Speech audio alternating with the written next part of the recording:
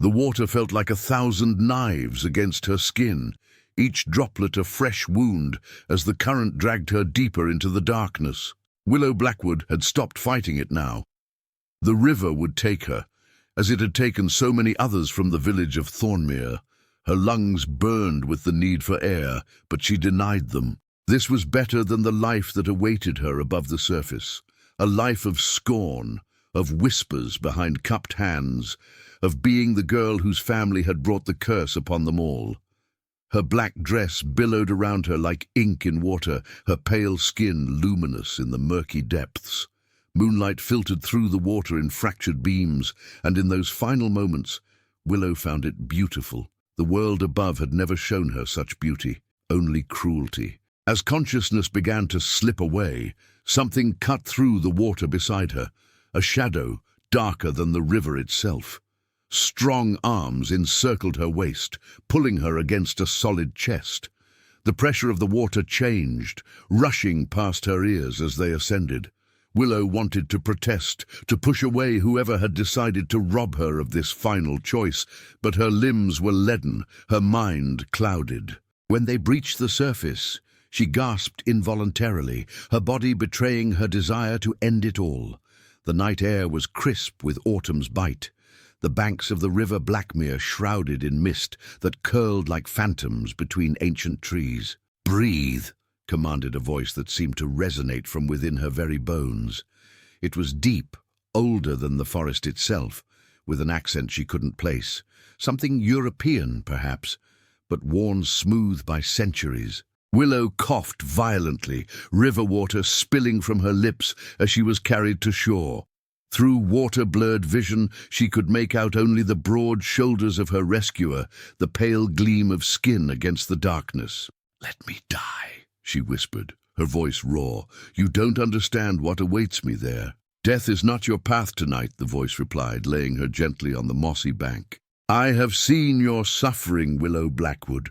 At the sound of her name on this stranger's lips, Willow blinked away the water, focusing on the figure above her. What she saw made her heart stutter in her chest. He was beautiful in a way that defied humanity, marble-carved features under a mane of black hair that fell to his shoulders. His eyes, however, were what truly betrayed him. They shone with an inner light, an amber glow that reminded her of a predator's eyes, catching firelight in the dark. "Who are you?" she asked, though some primal part of her already knew the answer. The stories had been whispered for generations in Thornmere, tales of the creatures that dwelled in the ancient castle ruins, deep in the forest beyond the river. "I am Alaric," he said simply, as if the name alone should carry meaning. And perhaps it did, for she felt a shiver that had nothing to do with her soaked clothing. "And you were about to make a grave mistake." Willow pushed herself up on her elbows, a flicker of defiance returning. "What would you know of my mistakes? Of what I've endured?" A smile played at his lips, revealing the barest hint of fangs. "More than you might think. The village has a long memory, but mine is longer still." He stood in one fluid motion, towering over her, his black attire, an antiquated suit that seemed more appropriate for a Victorian gentleman than a modern man, untouched by the river water. He extended a hand to her, his pale skin almost luminous in the moonlight. "Come. You'll catch your death in those wet clothes, and I've just gone to considerable effort to prevent that very outcome." Willow hesitated. The tales spoke of vampires who lured young women to their doom with promises of escape from their mortal troubles. Yet something in Alaric's eyes spoke of understanding, of a knowledge of pain that matched her own. "Why did you save me?" she asked, her voice barely audible above the rush of the river. "No one in Thornmere would have bothered. They all believe I'm cursed." "Perhaps you are," Alaric replied, his hand still extended, "but not in the way they think. Your blood called to me, Willow Blackwood. It sang a song of ancient lineage and untapped power, the same power that has made you an outcast among those simple folk." Her eyes widened. "The whispers, The unexplainable incidents that had followed her since childhood, the fires that started when she was angry, the mirrors that cracked when she cried, the animals that came to her when she was lonely. All the things that had led the village to brand her mother a witch, and Willow herself, a bearer of the same tainted blood. "What do you know of my power?" she asked, her voice steadier now. "Come with me, and I will show you," he promised, his amber eyes holding hers. "Or stay and face the mob that even now searches for the girl who they believe drowned their children in her madness." Willow's breath caught. The accusations had been absurd, that she had somehow used dark magic to lure the Miller twins into the river last spring, that her jealousy of their beauty and popularity had manifested in a curse, that her presence in Thornmere was the reason for the strange occurrences that had plagued the village for the past 19 years, exactly as long as she had been alive. "They're looking for me," she whispered, glancing back toward the village where lantern light flickered between the trees. Angry voices carried on the wind, her name spoken like a curse. "They always look for someone to blame," Alaric said, his voice heavy with the weight of experience. "Humans fear what they cannot understand, and you, my dear, are beyond their understanding." Finally, Willow took his hand. His skin was cool to the touch, but not as cold as the tales suggested. A strange warmth spread up her arm from the point of contact, as if something inside her recognized something in him. Alaric pulled her to her feet with effortless strength. Up close, she could see the fine details of his face, the subtle hollows beneath his cheekbones, the faint lines at the corners of his eyes that suggested he had been turned in his early 30s, after having lived enough of mortal life to understand its value. "My castle is not far," he said, his gaze flicking to the search party that was drawing closer. "But we must move quickly." Before Willow could respond, he had swept her into his arms again, and the world blurred around them. The sensation was not unlike drowning, the pressure, the disorientation, the feeling that the normal rules of existence had been suspended. But unlike the river's cold embrace, this felt like flying. Trees flashed past, the ground beneath them a smear of shadow and moonlight. Willow clung to Alaric's shoulders, her face pressed against the smooth fabric of his suit. She could detect no heartbeat beneath her cheek, only a stillness that should have terrified her, but instead felt oddly comforting. When they finally stopped, Willow's vision took a moment to settle. They stood before a massive structure that seemed to have grown from the very mountainside itself. Thornmere Castle, or what remained of it, loomed against the night sky, its broken towers reaching like skeletal fingers toward the moon. Most villagers avoided this place, claiming it was cursed. Some said it had been abandoned for centuries, ever since the last of the Thornmere lords had disappeared under mysterious circumstances. Clearly, those rumors had been false. "Welcome to my home," Alaric said, setting her down gently on the stone path that led to the enormous oak doors. "It's been some time since I've had a guest." "How long?" Willow asked, unable to keep the awe from her voice as she took in the castle's Gothic splendor. Despite its ruined appearance from a distance, up close she could see that it was meticulously maintained, the stonework solid, the few visible windows glowing with warm light. Alaric's lips curved into that same enigmatic smile. "That depends on how you define a guest. The last human who came willingly was perhaps a century ago. The others were merely meals." A chill ran down Willow's spine, but she lifted her chin defiantly. "And which am I to be?" "Neither," he said, his amber eyes holding hers.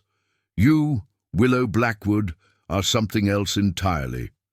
Something I've waited a very long time for." The massive doors swung open of their own accord, revealing a grand entrance hall lit by floating orbs of gentle light. The interior was a study in contrasts, ancient architecture housing modern comforts, medieval tapestries hanging near sleek, minimalist furniture. It was as if time itself had blended within these walls, each era leaving its mark. "How is this possible?" Willow asked, stepping inside. "Everyone says this castle is in ruins." "An illusion," Alaric explained, following her. One of many protections I've put in place over the centuries. The villagers see what they expect to see, a crumbling reminder of a forgotten age.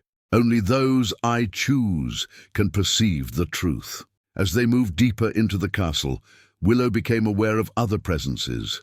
Shadows that moved at the corner of her vision, soft whispers that faded when she tried to focus on them. "You're not alone here," she observed, her arms wrapped around herself, suddenly conscious of her sodden dress and bedraggled appearance. "No," Alaric agreed. "I am the Alpha, the eldest and strongest of my kind in this region. But I maintain a small court. They are my family of a sort.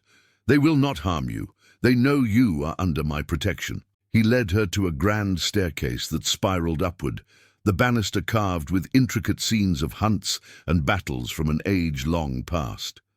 At the top, a female figure awaited them, tall and willowy, with copper hair that fell in waves to her waist. Her beauty was ethereal, her skin so pale it was almost translucent, her eyes the same amber as Alaric's but tinged with something colder. "You've brought a stray, Alaric," she said, her voice melodious yet sharp, a wet one at that. "Selene," Alaric acknowledged with a slight incline of his head. "This is Willow Blackwood. She will be our guest." Selene's perfect features arranged themselves into a mask of disdain. "A Blackwood? You risk much, bringing her kind here after what happened the last time." Willow frowned, looking between them. "What does she mean, my kind?" "All in good time," Alaric said smoothly, placing a hand at the small of Willow's back to guide her past Selene. "First, you need dry clothes and something warm to drink. The explanations can wait until you're comfortable." Selene stepped aside, but her amber eyes followed Willow with undisguised suspicion. "The others won't like this," she murmured to Alaric as they passed. "Especially Dominic." "Dominic answers to me," Alaric replied, his tone brooking no argument. "As do you, Selene. Remember that." The tension between them was palpable, like electricity crackling in the air.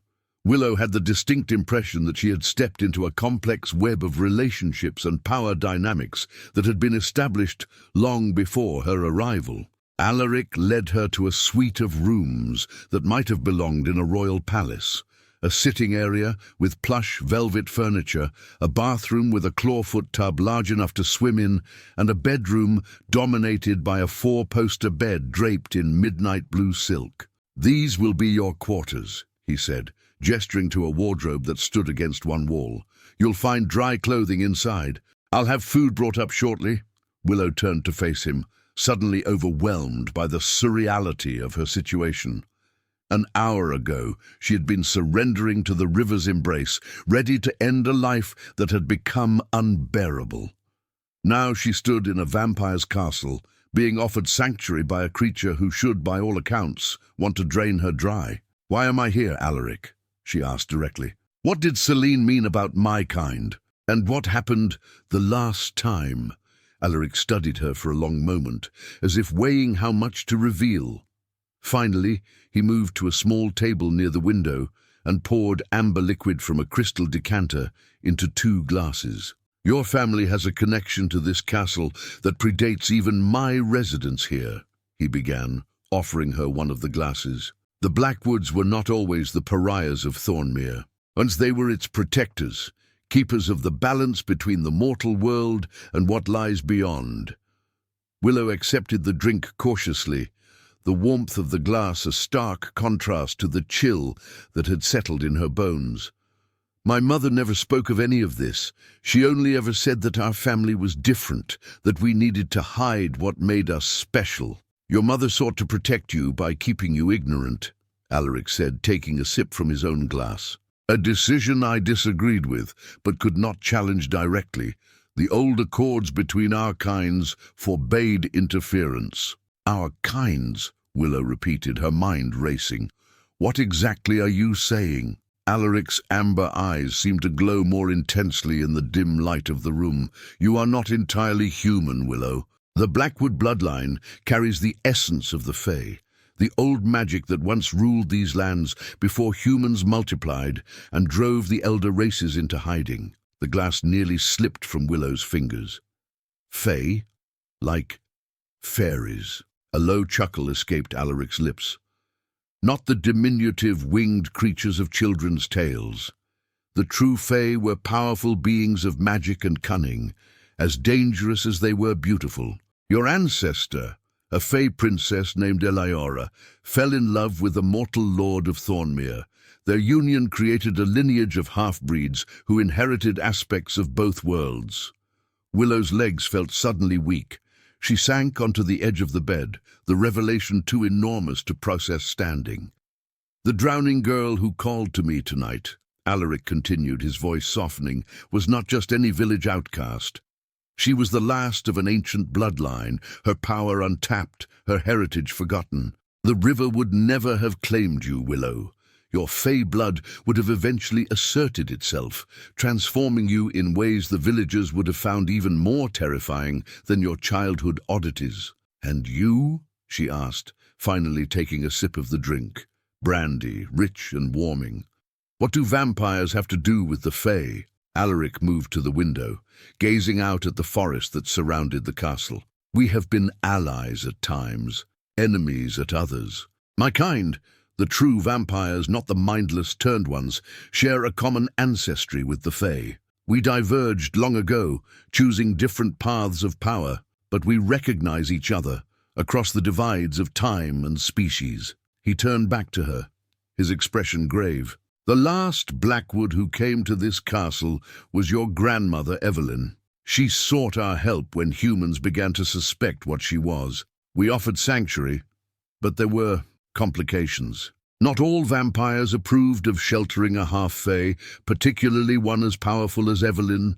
Blood was spilled, vows were broken. She left, eventually marrying a human and giving birth to your mother, who inherited the diluted but still potent Fae essence." Willow's head was spinning, not just from the brandy, but from revelations that rewrote everything she had ever believed about herself and her family. "And now? Why offer me sanctuary when it caused such problems before?" Alaric set his empty glass down and approached the bed, moving with that preternatural grace that marked him as something other than human. He knelt before her, taking her free hand in his. "Because the world is changing, Willow. The old boundaries between the races are weakening. Strange things are stirring in the deep places of the earth. Your grandmother foresaw this time coming, a convergence that would either reunite the elder races or destroy us all. She made me promise to watch over her lineage, to ensure that when the last Blackwood came of age, she would be guided to her power, not left to drown in ignorance and fear." His cool fingers tightened around hers, his amber eyes blazing with an intensity that made her breath catch. "I pulled you from those waters tonight, not just to save your life, but to offer you a new one. A life where you are not cursed or rejected, but powerful beyond the village's wildest fears. A life where you take your rightful place among the immortal races." Willow stared at him, transfixed by the promise in his words, by the first real offer of belonging she had ever received. "And what do you get from this arrangement?" she asked, her voice barely above a whisper. Alaric's lips curved into a smile that revealed the tips of his fangs, a reminder of the predator that lurked beneath the civilized exterior. "That, my dear Willow," he said, rising to his feet with fluid grace, "is a discussion for another time. Rest now. Tomorrow your education begins." He moved toward the door, pausing with his hand on the ornate handle. "Lock this behind me. Not all who dwell in this castle share my restraint or my vision for your future." With those unsettling words he was gone, leaving Willow alone with questions that multiplied with each beat of her very human, or perhaps not so human, heart. The castle seemed to breathe around her as Willow stood dripping on the antique rug, the lock clicking into place with a finality that sent shivers down her spine. She pressed her forehead against the cool wood of the door, her mind reeling with revelations that shattered the foundations of her identity. Fae blood, ancient pacts, A grandmother she'd never known who had walked these same halls. The enormity of it threatened to overwhelm her, but a more immediate concern asserted itself. She was freezing in her sodden dress. Willow pushed herself away from the door and approached the wardrobe Alaric had indicated. Inside, she found clothing that seemed specifically chosen for her: dresses, blouses, and pants in rich emerald greens, midnight blues, and deep purples that complemented her pale skin and dark hair. All appeared new, yet carried a subtle timelessness in their styling. Had he been expecting her? Had her arrival been orchestrated rather than chance? The thought was both comforting and disturbing. After a hot bath that helped dispel the river's chill from her bones, Willow dressed in a simple black sweater and leggings, then explored the suite. A small writing desk near the window held a leather-bound journal and elegant fountain pen.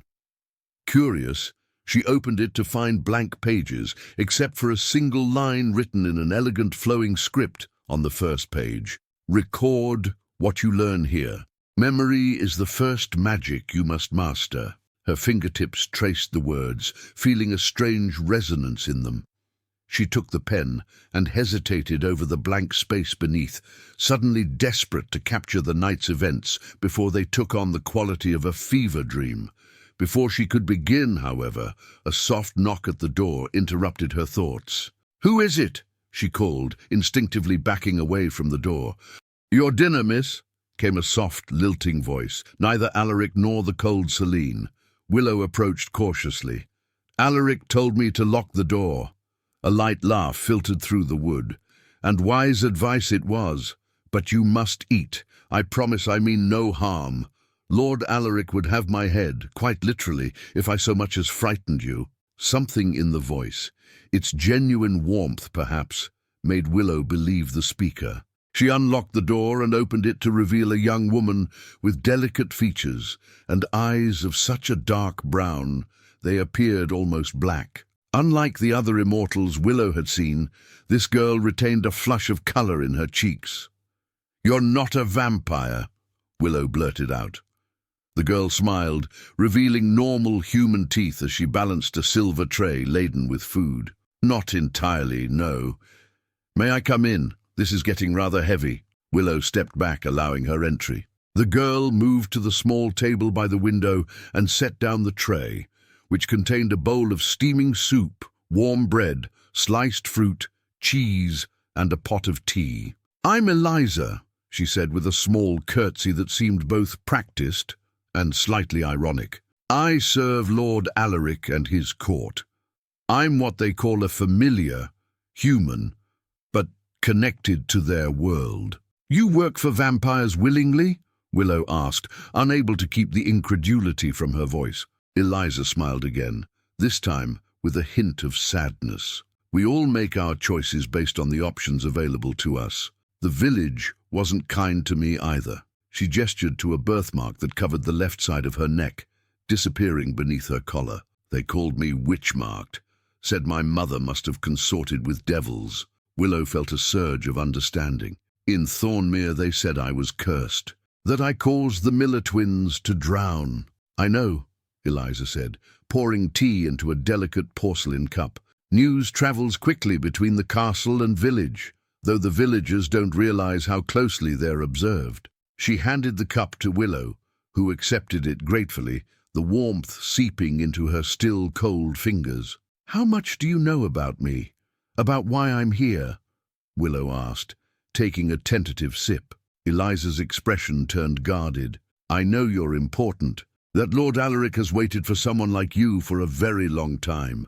But the details," she shook her head, "those are not shared with someone of my station." "He says I'm part Fae," Willow said, watching Eliza's face carefully for a reaction. The girl's dark eyes widened slightly, but she recovered quickly. "Then you are indeed rare. The Fae have been gone from these lands for centuries, retreated behind their veils to worlds adjacent to ours, but separate. You speak as if you believe in them without question." Eliza laughed softly. "I serve immortal blood drinkers in an enchanted castle. My threshold for disbelief is rather high." She gestured to the food. You should eat. Fey-blooded or not, you're still partly human, and humans need nourishment. As if on cue, Willow's stomach growled audibly. She realized she hadn't eaten since breakfast, before the villagers had come pounding on her door, before she'd fled into the forest, before she'd decided that the river offered her only escape. She sat at the table and began to eat, finding the simple food extraordinarily flavorful, the soup rich with herbs she couldn't identify, the bread still warm from the oven, the fruit sweeter than any she'd tasted before. Is everything here enhanced somehow? She asked between bites. Eliza, who had been tidying the room with practiced efficiency, paused. Your senses are awakening, that's all. Fey blood responds to this place, to the old magic that permeates the castle walls. You're beginning to perceive the world more as they do. And how do you perceive the world, Eliza? Willow asked, suddenly curious about this human who straddled two worlds. The girl's smile faltered slightly. More clearly than most humans, less sharply than the immortals. Enough to know that my place here, while safer than the village, comes with its own dangers. She glanced nervously at the door. I should go. Dawn approaches, and the household will soon retire for the day.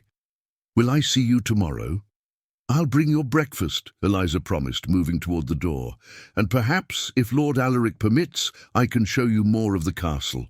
She hesitated, then added in a lower voice, Stay in your rooms until I come. Some here resent your presence, and daylight hours, when the vampires sleep, are not as safe as you might think. Before Willow could ask more questions, Eliza slipped out, leaving her alone again with her half-eaten meal and multiplying questions. Sleep came fitfully, dreams chasing her through labyrinthine castle corridors where shadows whispered her name and amber eyes watched from every dark corner. She dreamed of drowning, not in water but in blood that turned to flowers as it filled her lungs, vines sprouting from her mouth and nose, transforming her into something neither human nor fey, but a wild hybrid of flesh and flora. She woke with a gasp just as sunlight began to filter through heavy velvet curtains. For a moment, disorientation gripped her. The unfamiliar room, the events of the previous night seeming too fantastic to be real. But the journal on the desk, the wardrobe full of clothes that hadn't been there a day ago, and the lingering scent of Alaric that her newly sensitive nose could detect even hours after his departure, confirmed the reality of her situation. Willow rose and cautiously approached the window. Drawing back the curtain just enough to peer out, she gasped at the view. From this height, she could see over the ancient forest to where Thornmere village nestled in the valley below, morning mist still clinging to its outskirts. The river that had nearly claimed her life snaked through the landscape like a silver ribbon, beautiful and innocent in the morning light. Had they searched for her body? Did they believe her drowned? Or were they even now organizing hunting parties to scour the forest, convinced the witch girl had somehow survived to work more mischief? A soft knock interrupted her dark thoughts. Remembering Eliza's warning, she approached cautiously. Who is it? Eliza, miss, with breakfast. Relieved, Willow opened the door to find not only Eliza with a tray, but also a tall, lean man with angular features and close-cropped silver hair, despite his youthful appearance. His eyes were an unusual grey, not the amber of the vampires, and he carried himself with military precision. This is Magnus, Eliza explained, noting Willow's alarm. He's Lord Alaric's daylight guardian. He's here to escort you to the library. Guardian? Willow echoed, eyeing the man warily. Magnus inclined his head slightly. I ensure the castle's security when its master and his court are at their most vulnerable. I also serve as historian and keeper of records. His voice was clipped, efficient, with the barest trace of a German accent. He's not a vampire, Eliza added, setting the breakfast tray down. But not entirely human either. Magnus is... That's enough, Eliza, Magnus cut in smoothly. Miss Blackwood has quite enough to process without adding my complicated lineage to her concerns. To Willow, he added, Lord Alaric instructed me to begin your education. There are texts you must study, histories you must learn. Willow glanced at the breakfast tray, her stomach rumbling. Can I eat first? A ghost of a smile touched Magnus's stern features. Of course. I'll wait in the hall. 15 minutes should suffice. After he departed, Willow turned to Eliza. Is he always so rigid? Eliza supplied, pouring coffee into a cup. Always. But he's fair and fiercely loyal to Lord Alaric. Some say he's over 100 years old, though he appears no more than 40. What is he, if not vampire or human? Eliza glanced nervously at the door. It's not my place to say. But he's been with Lord Alaric longer than any other in the household, even Selene, who considers herself practically Alaric's queen. She rolled her eyes slightly at this. They're not together. Alaric and Selene. Willow found herself asking, then immediately wondered why she cared. No, though not for lack of trying on her part, Eliza replied, a hint of gossip warming her tone. Lord Alaric has had many consorts over the centuries, but never a true mate. Some say he's waiting for someone specific, someone foretold. Her eyes flickered to Willow's face, then away quickly. Me? Willow nearly choked on her coffee. That's not... He didn't say... I've said too much. Eliza backpedaled, her cheeks flushing. Eat quickly. Magnus dislikes tardiness. 15 minutes later, dressed in a deep green sweater dress and soft leather boots she'd found in the wardrobe, Willow followed Magnus through the castle's winding corridors. Morning light filtered through occasional windows, revealing details that had been obscured in the previous night's dimness. Intricate carvings on stone archways, tapestries depicting mythological scenes, and curious symbols etched into the floor at thresholds. What are those markings? She asked, pointing to a particularly elaborate design as they crossed into a new wing of the castle. Wards, Magnus replied without slowing his brisk pace. Protective enchantments that have safeguarded this place for centuries. Some prevent unwelcome entry, others conceal certain areas from those who shouldn't find them, like what the village sees when they look at the castle. The illusion of ruins. Magnus glanced back at her, a hint of approval in his grey eyes. Precisely. Lord Alaric mentioned you were perceptive. They continued in silence until reaching a set of massive oak doors, carved with an intricate tree whose branches formed a complex knotwork pattern. Magnus pressed his palm against the center of the design, murmuring words in a language Willow didn't recognize. The doors swung inward silently, revealing a library that defied the physical dimensions of the castle wing they occupied. Shelves stretched upward for what seemed like 3 stories, connected by wrought iron spiral staircases and rolling ladders. Sunlight streamed through stained glass windows high above, casting rainbow patterns across the thousands of books, scrolls, and manuscripts that filled the space. At the center stood a massive round table of polished wood, surrounded by comfortable leather chairs. This is impossible, Willow breathed, turning in a slow circle to take in the vastness of the room. The castle isn't big enough to contain this. Space bends differently here, Magnus said matter-of-factly, as if discussing the weather. This room exists partly in our world and partly in another. It's one of the reasons Alaric chose this location for his stronghold. The boundaries between realms are thin here. He guided her to the central table, where several ancient-looking tomes had been laid out alongside what appeared to be a family tree drawn on yellowed parchment. Your education begins with understanding your lineage, Magnus said, gesturing to the chart. This is the Blackwood family tree, dating back to the union of Lady Eliora of the Summer Court and Lord Desmond Thornmere in 1247. Willow leaned over the parchment, her finger tracing the branches that connected unfamiliar names across centuries, finally ending with her mother Helena, connected to her father, Jonathan Blackwood, and below them her own name written in a hand different from the rest. Fresher ink, more recent edition. My father took my mother's name when they married, she murmured. Everyone thought it was strange. The village whispered about it. It was required, Magnus explained. The Blackwood name carries the lineage's power. Had your mother taken your father's name, some of the old protections might have weakened. Protections against what? Magnus's expression darkened. Those who would exploit or destroy the last of the Fae-touched bloodlines. There were once many such families in this region, the Blackwoods, the Silvertons, the Ravenmoors. All gone now, save yours. What happened to them? Some died out naturally. Others were deliberately extinguished by those who feared their power or coveted it.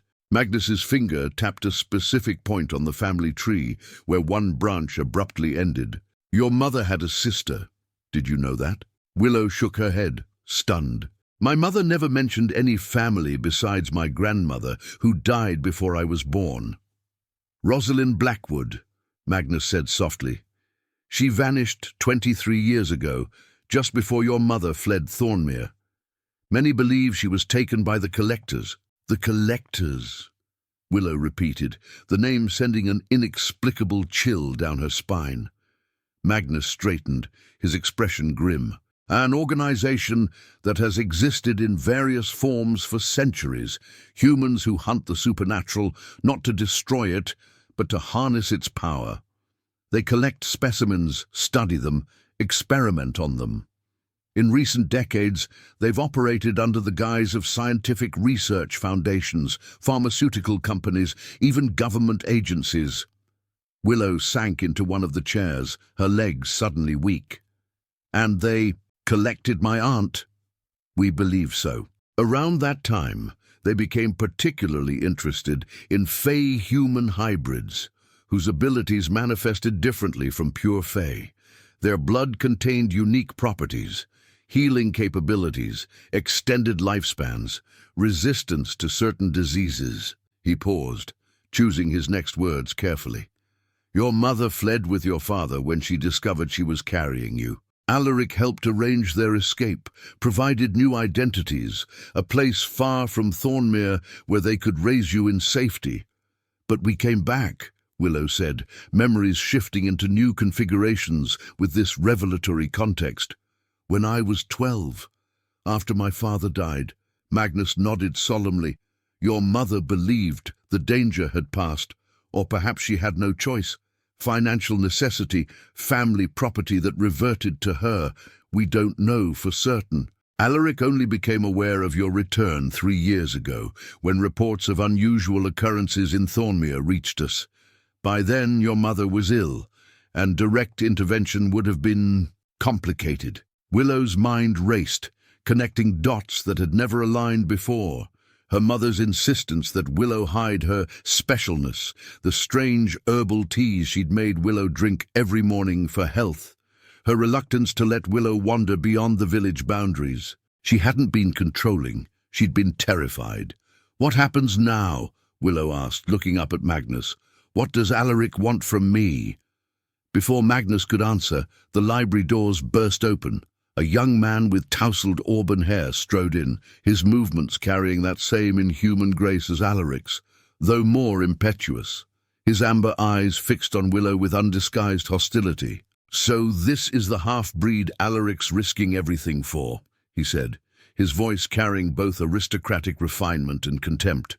Hardly seems worth the trouble. Magnus stepped between them, his posture subtly shifting to one of readiness. Dominic, you should be in your chamber. The sun is high. Dominic waved a dismissive hand. The old passageways are well shadowed. Besides, I wanted to see what all the fuss was about. He circled around Magnus, eyes never leaving Willow.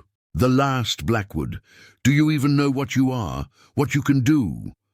Willow rose from her chair, refusing to be intimidated despite the fear coursing through her. I'm learning. That's why I'm here.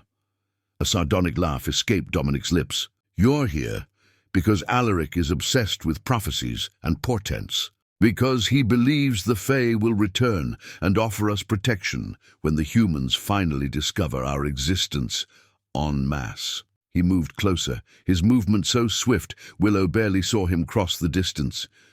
But some of us don't want to ally with the Fae. Some of us remember how they abandoned us when we needed them most. Enough, Dominic, came a female voice from the doorway.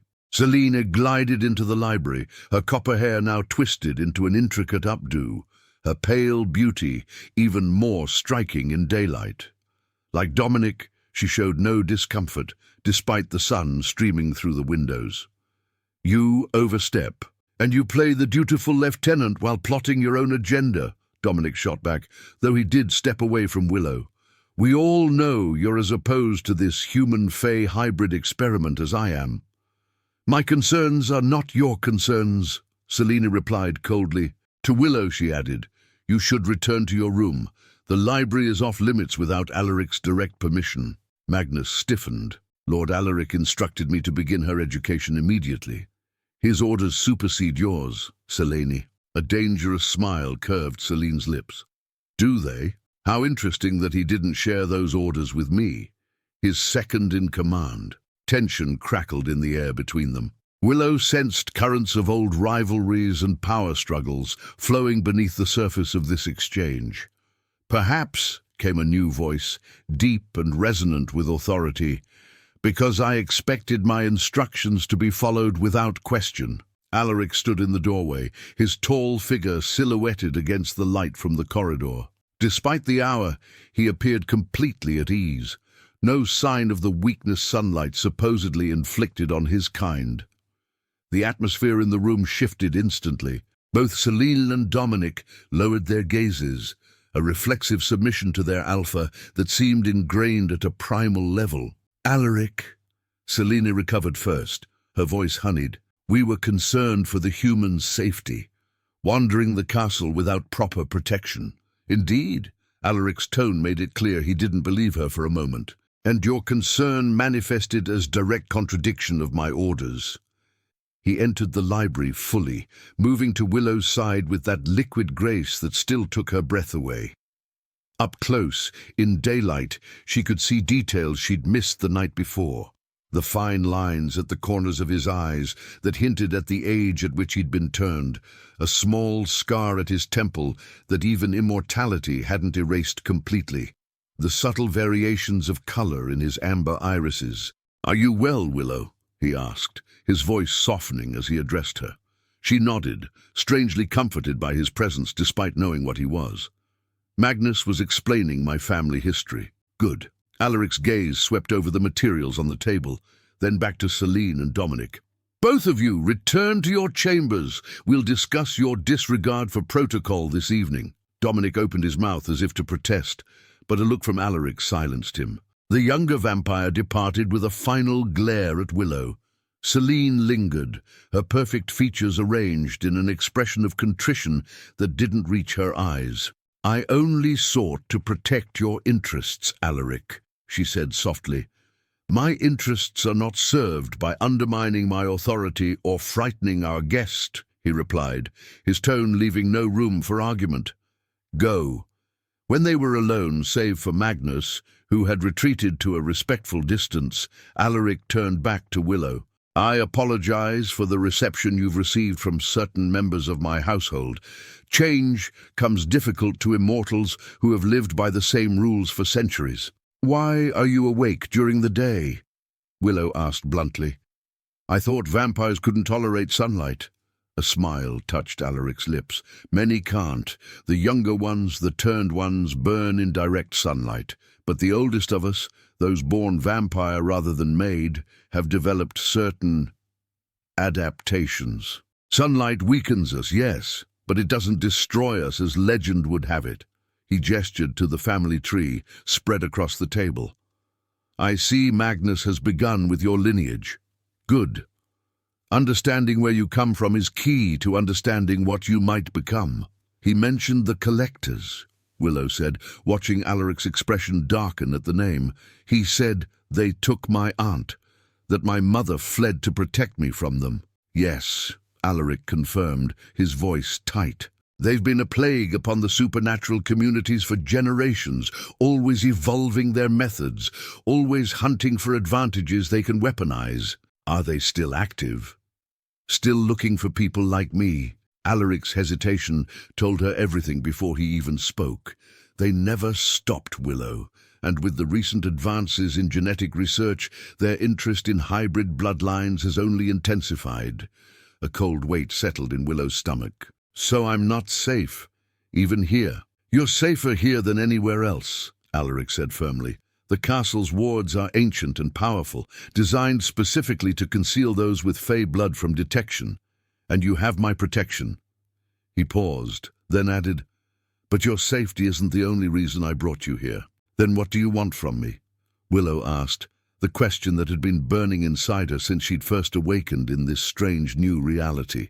Alaric exchanged a glance with Magnus, who nodded almost imperceptibly and withdrew a small wooden box from inside his jacket.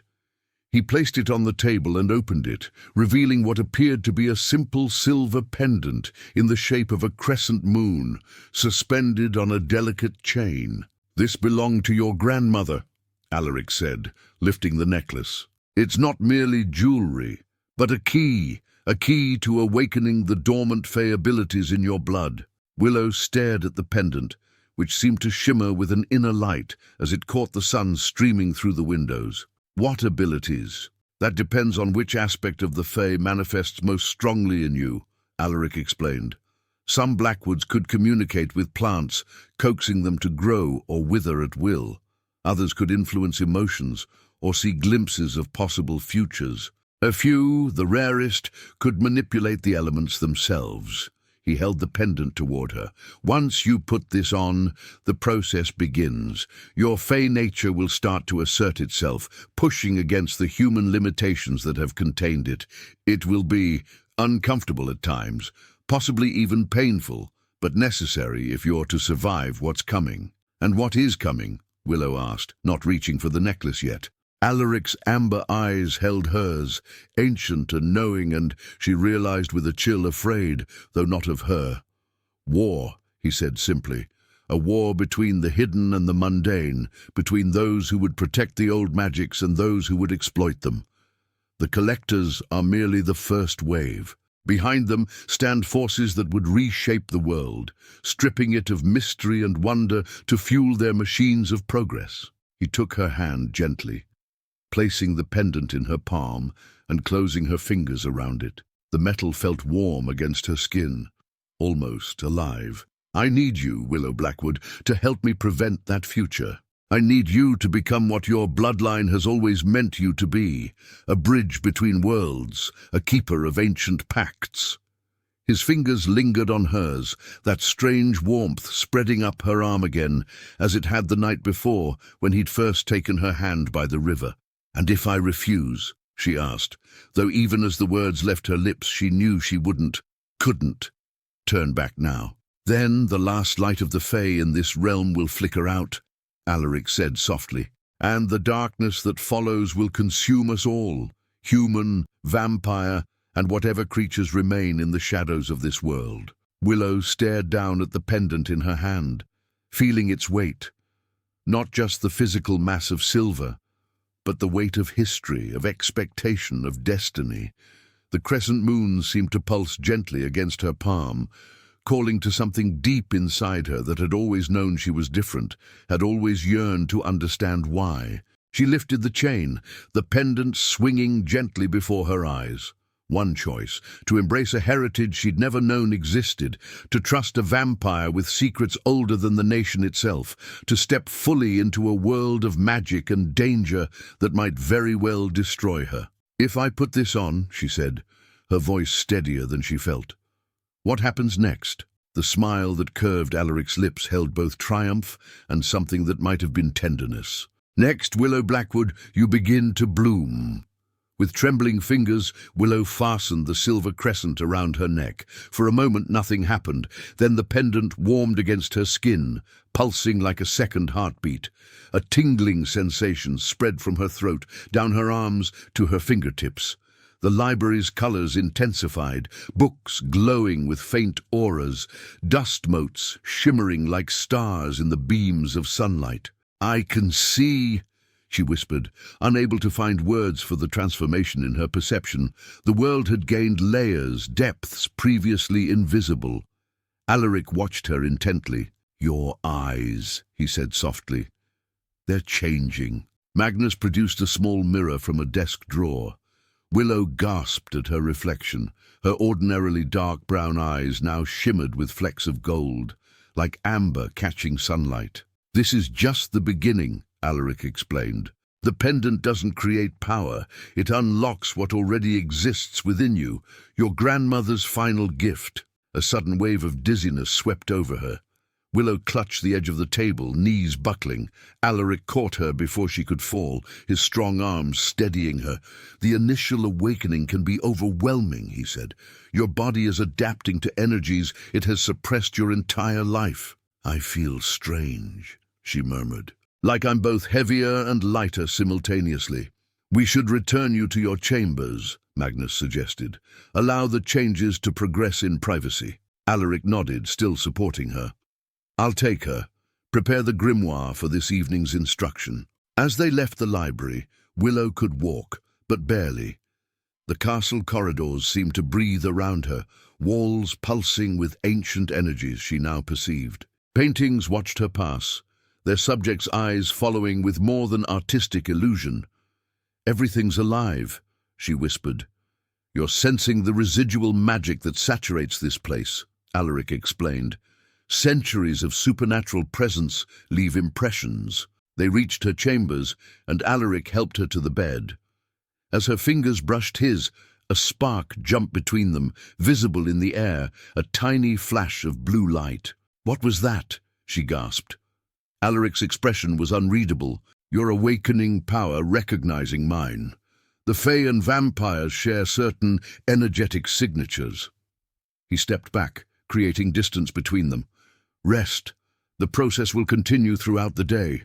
I'll return at sunset." After he left, Willow curled on her side, watching patterns form and dissolve on the ceiling, patterns that hadn't been there before. The pendant thrummed against her skin, sending waves of warmth through her body that alternated with chilling cold. Her bones ached as if growing, muscles twitching with random spasms. Hours passed in feverish confusion. Sometimes she slept, dreaming of forests where trees whispered secrets in voices like rustling leaves. Other times she lay awake, watching shadows dance across the walls, forming shapes that almost coalesced into messages before dissolving again. When Eliza brought lunch, Willow couldn't eat. The smell of food, suddenly overwhelming in its complexity, turned her stomach. Only water interested her, tasting inexplicably of moonlight and snow. "Your transformation progresses quickly," Eliza observed, concern in her dark eyes. "Lord Alaric said it might take days, but you're already showing significant changes." "What changes?" Willow asked, voice hoarse. Eliza gestured toward the mirror across the room. Willow rose unsteadily and approached it, gasping at her reflection. Beyond her eyes, now decidedly gold-flecked, her skin had taken on a luminous quality. Her dark hair seemed to capture and reflect light differently, with subtle highlights of midnight blue. Her features remained recognizable, but somehow refined, cheekbones more pronounced, lips fuller. "I look more Fae," Eliza finished. "It's beautiful." A knock at the door interrupted them. Eliza opened it to reveal Magnus, carrying a stack of ancient-looking books. "Lord Alaric sent these," he explained, placing them on the desk. "Historical accounts of Blackwood manifestations. He suggests you read them before this evening's instruction." After Magnus left, Willow examined the books. The topmost volume was bound in green leather, its title embossed in faded silver script, "Chronicles of Fae-Touched Bloodlines." Below it lay a slimmer journal with Evelyn Blackwood inscribed on the cover, her grandmother's diary. She reached for this one first, fingers trembling as she opened it. The handwriting inside was elegant, slanting confidently across the pages. Willow began reading, immediately transported into her grandmother's world, a world of secret powers, hidden communities, and constant vigilance against discovery. September 14th, 1972. The dreams are getting stronger. I see the veil thinning, creatures emerging from the mist. Alaric believes it's a true seeing, not just nightmare. The collectors grow bolder with each passing year. Their science advances while our numbers dwindle. How much longer can we remain hidden? She flipped forward several entries. March 3rd, 1973. Helena's abilities manifest strangely. Not the plant speaking that runs in our line, but something else. When she's frightened or angry, electronics malfunction around her, light bulbs shatter, radios tune to voices that aren't broadcasting. Is this evolution or dilution of our bloodline? Willow's heart raced. Her mother had powers. She'd never shown any sign of the supernatural, had seemed determinedly, aggressively normal. Yet here was evidence that she, too, had been different. July 19th, 1973. Alaric visited today. He and Helena have a curious connection. She trusts him instinctively, though she knows what he is. He brought warnings. The collectors have developed new tracking methods. They're using psychics now, human sensitives who can detect Fey energy signatures. We may need to leave Thornmere soon. More pages, more glimpses into a hidden history Willow had never suspected. Then an entry that made her blood run cold. October 31st, 1973. Rosalind is gone. My beautiful, talented daughter, taken in the night. I felt the wards break, but too late. The men who came, clinical, efficient, with devices that neutralized my abilities. They wanted Helena too, but she was with Jonathan in the village. Alaric's scouts report Rosalind was transported to a facility in Switzerland. He promises to help retrieve her, but I see hesitation in his eyes. There are limits even to his power. The next entry, dated weeks later, was written in a shaky hand. November 28th, 1973. We failed. The rescue attempt cost 3 vampire lives. Alaric was wounded severely. A new weapon, something that prevents their regenerative abilities. Rosalind remains captive. Helena and Jonathan will flee tomorrow. She carries my grandchild now, a life I've foreseen in dreams. A daughter who will be either our salvation or our final ending. Willow closed the journal, overwhelmed. She was mentioned before her birth, foreseen as either salvation or ending. The weight of expectation from a grandmother she'd never known pressed down on her. She turned to the window, watching the sun begin its descent toward the horizon. Soon, Alaric would return. What would tonight's instruction involve? And how could she possibly live up to the destiny apparently written for her before she even existed? As if summoned by her thoughts, another knock came at the door. But when she opened it, she found not Alaric, but Dominic, his amber eyes glittering with malicious curiosity. "Well, well," he drawled, leaning against the doorframe. "The transformation progresses nicely. You almost look worthy of the fuss now." Willow instinctively touched the pendant. "What do you want?" "Just a friendly warning," he said, smile revealing the tips of his fangs. "Alaric hasn't told you everything. Ask him about the prophecy. The real one, not the sanitized version. Ask him what happened to the last Feyblood he took under his protection." Before she could respond, he vanished with vampiric speed, leaving her questions unanswered and her nerves unsettled. The sun sank below the horizon, bathing her room in crimson light that gradually faded to purple dusk. With darkness came a strange heightening of her new senses. The pendant pulsed more strongly, and she felt drawn to the window, to the night beyond. The forest surrounding the castle called to her, a whispering chorus of ancient voices. When Alaric finally arrived, she sensed his presence before he knocked, a disturbance in the energetic field she now perceived around her. "Enter," she called, turning from the window. He stepped inside, momentarily frozen in the doorway as he took in her transformed appearance. Something flickered in his eyes, surprise, appreciation, and something deeper she couldn't name. "Your awakening progresses faster than I anticipated," he said, recovering his composure. "How do you feel?" "Different.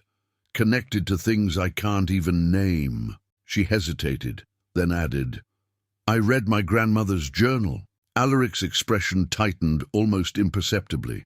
"I thought you should know your history. She mentioned a prophecy. So did Dominic when he came to warn me earlier." She watched his reaction carefully. "He suggested you're hiding something." Anger flashed across Alaric's features. "Dominic should learn to guard his tongue before he loses it." He sighed, moving further into the room. "But yes, there is a prophecy. One I'd planned to share with you once your transition stabilized. I want to know now, Willow insisted, newfound confidence in her voice. If it concerns me, I have a right to know. Alaric studied her for a long moment, then nodded. Very well, but not here. There's a place where the prophecy can be properly shown rather than merely told. He extended his hand. After a moment's hesitation, Willow took it, gasping as energy surged between them, stronger than before, almost intoxicating in its intensity. Alaric led her through corridors she hadn't seen before, descending deeper into the castle's foundations. The stone here was older, bearing carvings in languages lost to human knowledge. Finally, they reached a circular chamber deep beneath the castle, its ceiling opening to the night sky above, a perfect circle framing the stars. At the center stood a pool of still water, black as obsidian, yet somehow reflective, capturing the starlight in its depths. Around it, 7 stone seats formed a ring, each carved with symbols that glowed with faint blue light.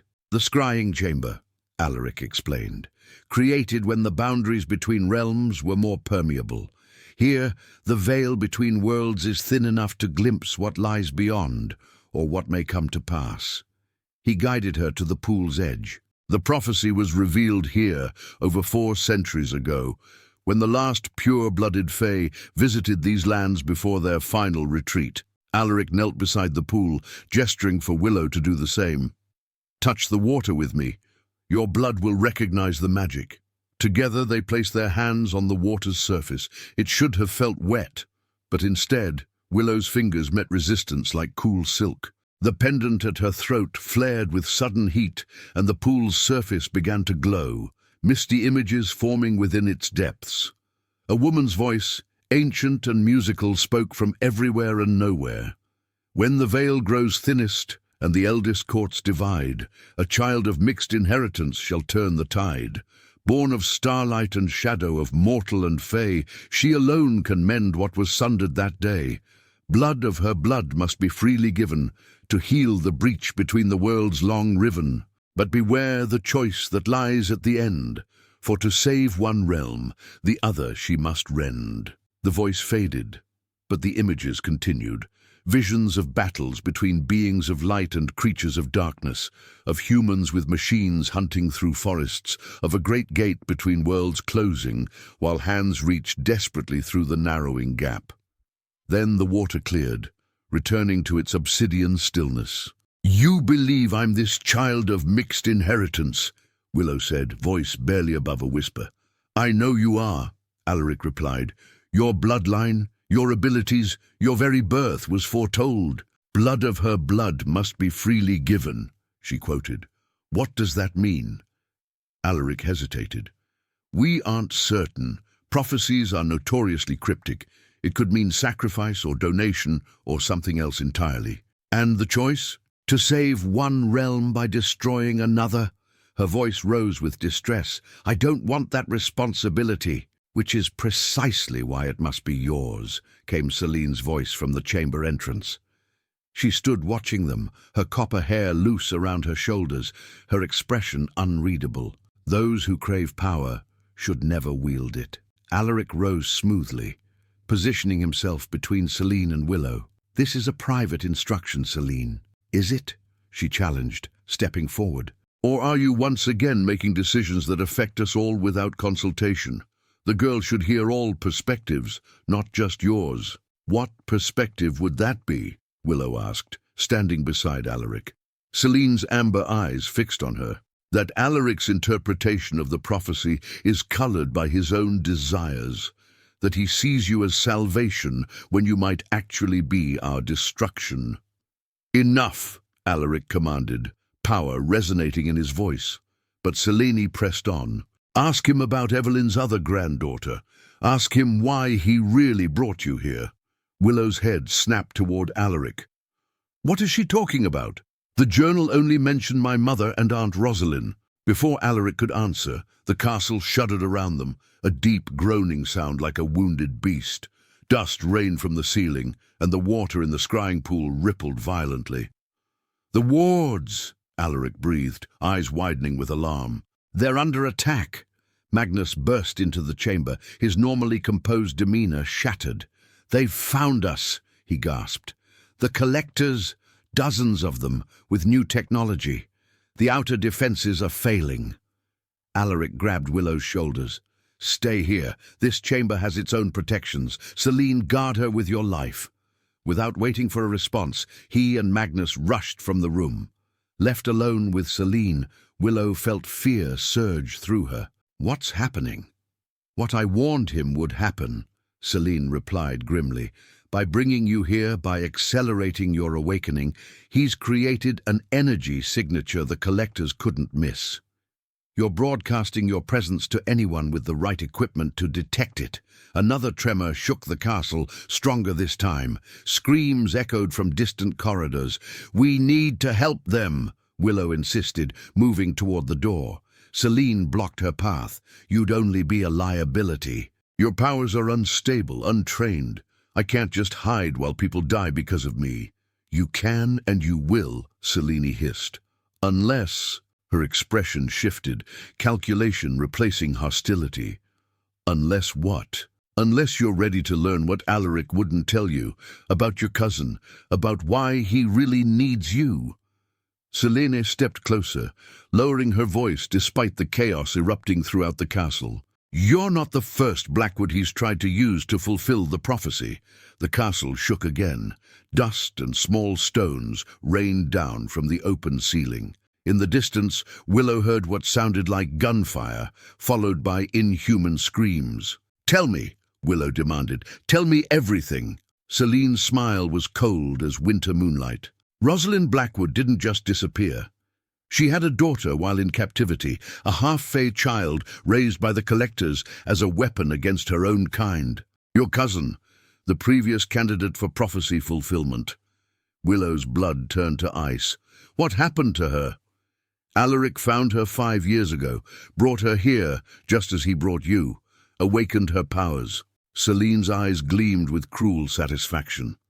"And when the time came to use her blood to attempt the ritual, to reopen the way to the Fey realms, it went catastrophically wrong. The girl died. The gateway remained closed. And the collectors learned exactly where to find us." The chamber door burst open before Willow could respond. Eliza stumbled in, blood streaming from a cut on her forehead.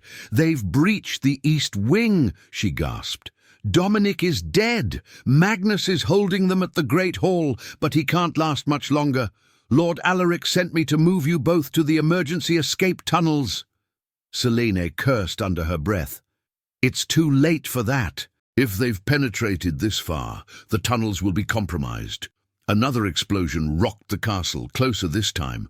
Dust rained down from above, and cracks appeared in the ancient stone walls. "We need to find Alaric," Willow decided, the pendant burning hot against her skin, power surging through her veins. "I need answers, and he's the only one who has them." "You'll be captured," Selene warned. "Or killed." "Maybe," Willow acknowledged, a strange calm settling over her despite the chaos. "But I'm tired of hiding, tired of others deciding my fate." She turned to the scrying pool, still glimmering with residual energy from the prophecy's vision. On impulse, she knelt and plunged both hands fully into the water. This time, it felt like liquid fire, scorching through her veins, igniting something deep within her core. Power exploded outward from her in a visible wave of golden light that rippled through the air. The stone beneath her feet cracked, fissures spreading outward in a perfect circle. When she rose and turned to face Selene and Eliza, her eyes had changed again, not just flecked with gold now, but blazing with internal light. "Take me to Alaric," she commanded, her voice resonating with newfound authority. "Now!" Selene's expression morphed from shock to something like respect. "Very well, Blackwood. Let's see if you're truly the salvation he believes you to be." As they left the chamber, Willow felt the pendant pulse in sync with her heartbeat. The prophecy's words echoed in her mind. To save one realm, the other she must rend. Whatever choice awaited her, she would face it on her own terms, not as a pawn in Alaric's game, nor as the weapon the collectors sought to create. The corridor ahead was filled with smoke and the sounds of battle. Somewhere in the chaos, Alaric fought to protect the world he had built, and somewhere in the shadows lurked answers about her cousin, about the failed ritual, about her own destiny. Willow Blackwood stepped into the fray, golden light emanating from her skin, the power of her awakened blood surging through her veins. The time for hiding was over. The smoke parted before Willow like a veil, her newfound power creating a golden sphere that pushed back the chaos surrounding them. As they navigated the once grand corridors, now littered with debris and bodies, the devastation became clear. The collectors had come prepared for war. Selene moved with predatory grace beside her, dispatching the occasional human operative they encountered with brutal efficiency. Eliza followed, clutching a silver dagger that seemed absurdly small against the tactical gear of their attackers. "The Great Hall," Selene directed, her voice tight with tension. "If Alaric still stands, he'll be there." They rounded a corner to find the corridor ahead, blocked by fallen stonework. Without thinking, Willow extended her hand. The rubble trembled, then lifted, suspended in midair as they passed beneath it. "Your powers manifest quickly," Selene observed, a new wariness in her tone. "Necessity," Willow replied, letting the debris crash down behind them once they'd passed. The pendant burned against her skin, channeling energy she'd never imagined possessing. The sounds of battle grew louder as they approached the great hall. When they reached the massive doorway, now hanging from a single hinge, the scene within stole Willow's breath. The once magnificent space lay in ruins. Bodies, both vampire and human, littered the marble floor. In the center, Magnus fought back-to-back with Alaric, surrounded by collectors in tactical gear. These were no ordinary soldiers. They wielded weapons that emitted pulses of sickly green energy, technology specifically designed to counter supernatural abilities. As Willow watched, one such pulse struck Magnus in the chest. He crumpled instantly, his body convulsing as silver lines spread across his skin like a spiderweb. "No!" she cried, instinctively reaching toward him with her power. The distraction proved costly. A female collector, distinguished by the red stripe on her helmet, raised her weapon toward Alaric's exposed back. Time seemed to slow. Willow felt the pendant ignite with heat, her blood singing in her veins. She thrust both hands forward, and a wave of golden energy erupted from her palms, crossing the room in a heartbeat to envelop Alaric in protective light. The collector's weapon discharged, but the energy pulse dissipated harmlessly against Willow's shield. Every head turned toward her, the remaining vampires with hope dawning in their eyes, the collectors with clinical interest that chilled her to the bone. "The Blackwood girl," the female collector announced, her voice mechanically distorted through her helmet. "Primary target acquired. Neutralize and extract." 3 collectors swung their weapons toward Willow, but Selene moved faster than human eyes could track, intercepting 2 of them in a blur of violent motion. Throats torn, they collapsed before their fingers could pull triggers. Alaric seized the moment of confusion, dispatching 2 more with savage precision before materializing at Willow's side. "You shouldn't be here," he growled, blood streaking his face, his usually immaculate appearance in disarray. "Neither should they," Willow replied, her eyes fixed on the female collector, who now spoke urgently into a communication device. "Reinforcements incoming," the woman announced. "Containment protocol activated." A high-pitched whine filled the air, and small devices scattered across the hall began to pulse with blue light. The effect was immediate. Alaric staggered, his supernatural strength visibly diminishing. Selene fell to one knee, hissing in pain. "Frequency disruptors," Alaric explained through gritted teeth, "designed to destabilize vampire neurology." But Willow felt nothing except a slight pressure against her golden shield. The pendant at her throat pulsed in opposition to the devices, its ancient magic countering their modern technology. "They don't affect me," she realized. "Because you're not vampire," the female collector stated, stepping forward, weapon lowered but ready. "You're something far more valuable, Willow Blackwood. Something we've been seeking for a very long time." "Who are you?" Willow demanded. The woman removed her helmet, revealing a face that struck Willow like a physical blow. Though older by perhaps 2 decades, the resemblance was unmistakable. The same high cheekbones, the same curve of lips that Willow saw in her own mirror. Only the eyes differed, hard and cold where Willow's now blazed with golden light. "Hello, cousin," the woman said. "My name is Iris Blackwood, daughter of Rosalind." The world tilted beneath Willow's feet. "That's impossible. Celine said you died, that Alaric's ritual killed you." Iris's laugh held no warmth. "Is that what he told his court? Convenient. The truth is considerably more complicated." She glanced at Alaric, who stared at her with undisguised horror. "Isn't it, old friend? You were meant to die in that facility," Alaric whispered. "I saw your body." "A convincing illusion," Iris replied. "The collectors saved me after your failed ritual nearly drained my life force. They showed me the truth about what I am, what we are." Her gaze returned to Willow. "Weapons, cousin. The most powerful weapons ever created." More collectors poured into the hall, surrounding them completely. Celine fought against the disruptor's effects, but remained on one knee, her supernatural strength neutralized. Eliza had disappeared in the chaos. "The prophecy isn't about saving worlds," Iris continued, moving closer. "It's about controlling them. The blood freely given opens doorways, yes, but not just to the Fey realms.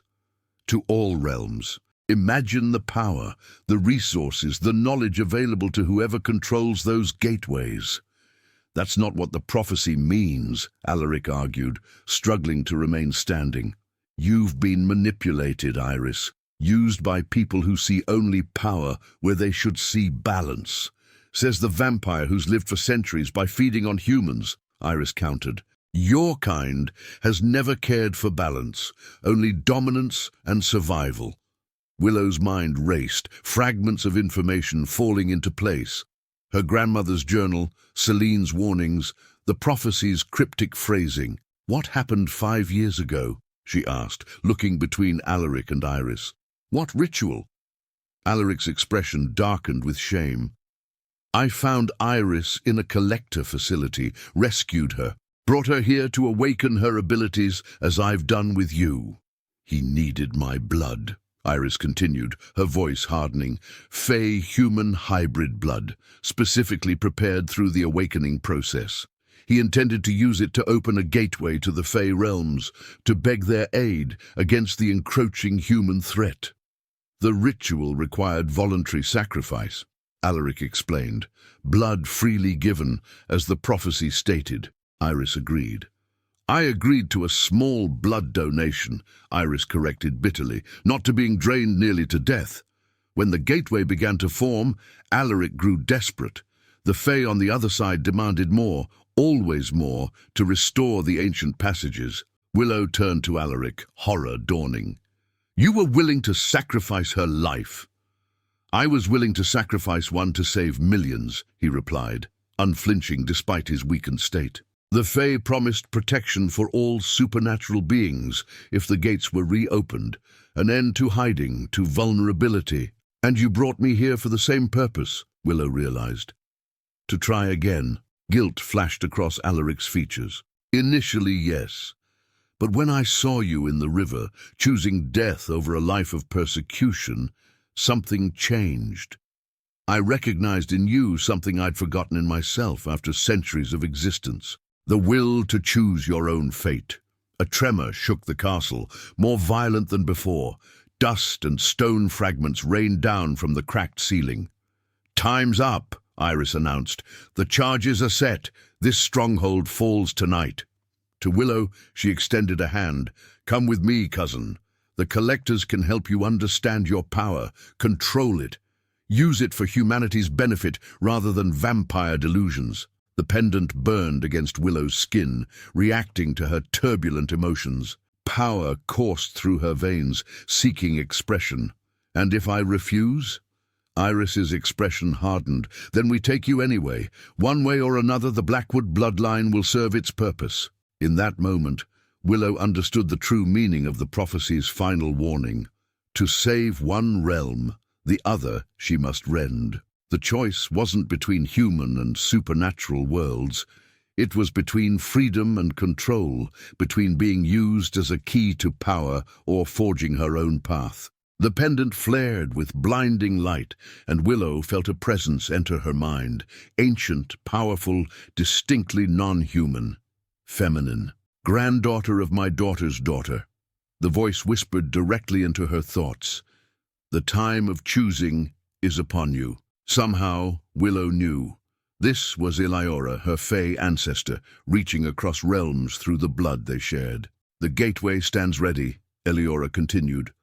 Opened by your awakening, maintained by your will. Choose now where it shall lead. Understanding crashed over Willow like a wave.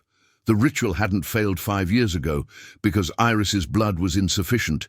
It had failed because the gateway's creation required conscious choice by the key-bearer. Alaric had attempted to dictate that choice, to direct the gateway toward the Fey realms for his own purposes. Willow closed her eyes, feeling the structure of reality around her.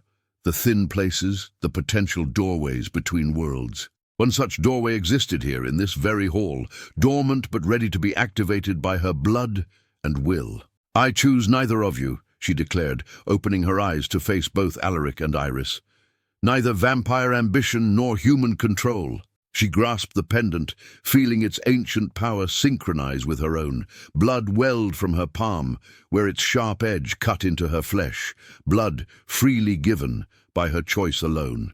Willow, don't, Alaric began, but it was too late. She flung her bloodied hand outward, golden droplets suspended momentarily in the air before igniting like tiny suns. Where they touched the floor, reality itself began to tear, not violently, but like a veil gently parting. A doorway formed, shimmering with opalescent light, revealing not the Fey realms that Alaric had sought, nor the weapon arsenal the collectors desired, but a sanctuary, a pocket dimension untethered from either world. What have you done? Iris demanded, weapon raised. Created a third option, Willow replied, her voice resonating with power that was uniquely her own. A realm for those who belong to neither world fully, a refuge, not a weapon. Through the doorway, a landscape unfurled, forests of impossible colors, mountains floating among clouds, structures that defied human architecture. A realm shaped by her will, fueled by her blood, maintained by her choice. The castle is collapsing, Eliza cried, suddenly reappearing from a side passage. The foundations are giving way. As if to confirm her words, massive cracks spread across the hall's floor and walls. The collector's disruptor devices sputtered and failed as the building's ancient magic fought against its destruction. Anyone who seeks sanctuary, come now, Willow called out, standing firm beside the doorway she'd created. I offer refuge to those who wish neither to conquer nor control. Celine was the first to move, staggering to her feet as the disruptors failed. She gave Alaric one last, unreadable look before stepping through the gateway, vanishing into the light. Eliza followed, then the few surviving vampires of Alaric's court. Magnus, barely conscious, was carried through by 2 others. The female collectors raised their weapons, but Iris held up her hand. "Stand down," she ordered, her gaze fixed on Willow with newfound respect. "This isn't what we expected. It's what you should have expected," Willow replied. "Our bloodline was never meant to be a weapon or a tool. We were meant to be bridges, mediators, not gate openers, but gatekeepers." Another violent tremor shook the castle. Part of the ceiling collapsed, crushing several collectors beneath massive stones. "Fall back," Iris commanded her remaining forces. "Evacuate immediately." As the collectors retreated, Iris lingered, her expression conflicted. "This isn't over, cousin. What you've created, it changes everything." "That was the point," Willow answered. To her surprise, she felt only compassion for this woman who shared her blood but had walked such a different path. There's room for you too when you're ready to stop fighting. Iris shook her head, backing away. Some battles are worth fighting. Remember that. With those words, she turned and disappeared with her retreating forces. Only Alaric remained, standing amid the ruins of his centuries-old stronghold, watching Willow with eyes that held too many emotions to name. "You never intended to sacrifice me," Willow said, understanding dawning as she read the truth in his face. "You brought me here to awaken my powers, yes, but you wanted me to choose freely. I wanted to give you what I couldn't give Iris," he admitted. "The knowledge to make an informed choice. I failed her. I couldn't bear to fail you too." Another section of ceiling gave way nearby. Time was running out. "Come with me," Willow invited, extending her hand toward him. "Help me build something new, something neither human nor supernatural, but a balance of both." Alaric studied her outstretched hand, centuries of existence weighing in his amber eyes. "I have lived too long in shadows to walk easily in your light, Willow Blackwood." "Then learn," she urged. "As I'm learning. The prophecy never specified which realm must be rent. I choose to break the realm of old divisions, old hatreds, to create something new from the pieces." The castle groaned around them, on the verge of total collapse. Through the gateway, the inhabitants of Alaric's court awaited, watching this final exchange between their old leader and their unexpected savior. Alaric stepped forward, taking Willow's still-bloodied hand in his. "You are nothing like I expected," he said softly, "and everything your ancestors hoped for." Together they stepped through the gateway. As they crossed the threshold, Willow sealed it behind them, leaving the human world and its collectors behind. The castle of Thornmere collapsed in their wake, its ancient stones returning to the earth from which they'd been quarried centuries ago. But within the realm Willow had created, a realm born of blood freely given and a choice freely made, a new structure took shape, reflecting the best aspects of the old castle while incorporating elements no human architect could have conceived. In time, others would find their way to this sanctuary, supernaturals seeking refuge, humans with unexplained abilities, half-breeds rejected by both worlds. Willow would welcome them all, the pendant at her throat, a reminder of the power of choice and the responsibilities that came with it. And if sometimes, on nights when the boundaries between realms grew thin, she stood with Alaric atop their new home and gazed toward the distant lights of Thornmere village, neither spoke of returning. They had found at last a world where they both belonged, not as vampire and fey-blood, not as immortal and mortal, but as two beings who had chosen a third path through the tangled prophecy that had brought them together. The realm of divisions had been rent asunder just as foretold, and from its sundering something beautiful had been born.